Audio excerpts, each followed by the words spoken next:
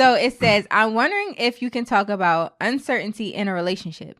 I've been with my partner over a year, long distance some of the time, and we're uncertain about whether the relationship will work long term. He's explicitly told me that he's unsure and needs time to bond with me and figure things out because there are a lot of things he sees as potential problems. I also feel there are uncertain things I'm unsure about, and frankly, some things / traits he has I don't necessarily like. But despite this, I think I could see a future with him. It's kind of hurtful to hear how he's unsure, especially over a year. At what point has it been long enough? Is it possible that he doesn't see a future with me, but is holding on to see if he changes his mind? And also, the question after that says, should I leave him or give him more time? I first want to say you're never going to like every trait of a person. Right. Like they're never going to be the perfect package. Everything that you put down on your wish list, Santa just brought them to you. Right. Like that's never going to be the case. There's going to be things that you love about a person, and there's going to be things that you don't like that much about a person. The question you have to ask yourself is, can you live with the things that you don't like about the person that you love? Right. And will it be detrimental to your life or to your family's life? Because it really depends on what those traits are. Like if they have a gambling problem or something, that's something that can hurt your life and your future and hurt your kids' future. So those are pretty big traits, negative traits that a person carries. But you really just got to ask yourself, does the good outweigh the bad? And if you can, like I said, still love that person even though they have traits that you don't like. As far as it only being a year, a little over a year, like I know me and Asha, we got engaged after 2 years of being together. 1 year of just dating and 1 year of actually being in a relationship. Let's clarify that, because she thinks that we started, being in a relationship the first day we met. But no, it for me, and I think a lot of men, because there's a lot of confusion out there where people say men know right away if they're going to marry somebody. And that may not be the case. Maybe they're not even thinking about marriage, right? Because if they didn't grow up in a household where they seen marriage, they don't understand that dating is not the destination, right? But it's the vehicle to help you get to your destination, which is hopefully a unity before God.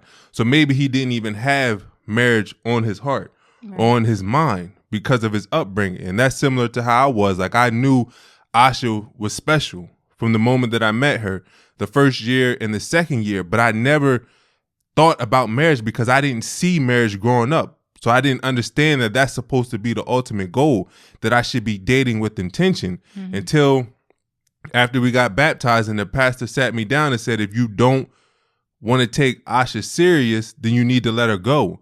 And that was the first time in my life that a man had held me accountable for the way that I treated women. It's the first time where somebody held me accountable and said, you need to be intentional about your dating.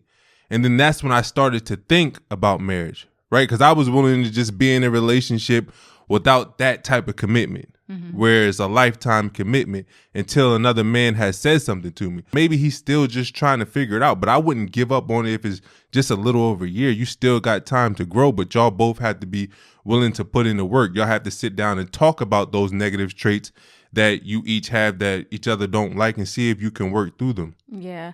I feel like, especially, and I'm going to kind of harbor on, it's been a little bit over a year, that just think about how long it took or it's taking for you to get to know yourself, right? Like we're all trying to figure out ourselves. We're all growing and learning and developing. The person that you were last year is not the person that you are this year and the next year moving forward, hopefully. So just imagine if that's how it is with you, then how it is with another person. Yeah. Like you would want the same thing for your partner, to be able to get to know him and know him inside and out before you go ahead and make that life-altering, life-changing, long-term decision as marriage, because it's a union that is supposed to last forever, right? So it's no need to rush into it. You want to get to know that person thoroughly before, so that you know that you're making the right decision for both of each other. And, some people may feel like they know the person within a year. Some people may not. But to be honest, you just have to be realistic with yourself. And just, like I said, just go back and play. Okay, I'm constantly changing. I'm constantly growing and developing. How long has it took for me to get to this place where I know who I am and I know what I want out of life? So let me take that time to actually go on that journey with this person and get to know them before I embark on that journey of marriage with them.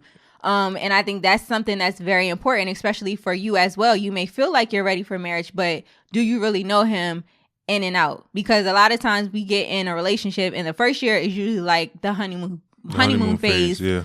Excuse me, whether you're like married or not, you're getting to know the person. And a lot of times, you know, you're putting on your face where you're showing your best version of yourself. And then as time goes on, people see, you know, if you're going through a life altering, you know, situation, whether it be with you personally or someone around you, you start to see a shift or see how that person acts or is under pressure, whatever the case may be. So you have to be able to take all of that into consideration as well. You may not like certain things, like you said, certain traits that you see, you may not like. So you have to give yourself and him the opportunity to either grow and y'all work on that, or figure out if it's not for y'all. But I think y'all need a little bit more time to figure that out before you make that decision in the long run. Yeah, and I think especially when you're talking about a long distance relationship, you're playing by different rules. Mm-hmm. Like I would tell you to pump the brakes on marriage until you're actually around the person more often. Because with a long distance relationship, you're barely seeing that person.